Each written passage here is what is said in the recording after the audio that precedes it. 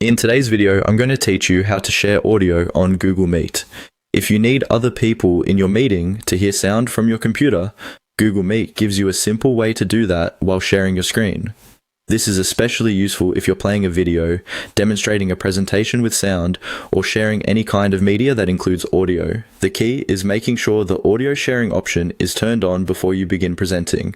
Start by finding the Share Screen option in your Google Meet window. Depending on the version you're using, this may also appear as Present Now.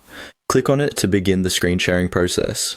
Once you do, Google Meet will open the sharing menu and give you different choices for what you want to present, such as your entire screen, a window, or a browser tab. Take a moment here to choose the option that makes the most sense for what you're trying to share. As you go through this sharing prompt, look carefully for the audio setting. You should see a toggle labeled Share Audio, usually below the main screen sharing choices. Before you confirm the share, turn that toggle on. This step is important because if you skip it, the people in your meeting may be able to see your content but won't hear any sound coming from it. Once the toggle is enabled, continue with the share as normal.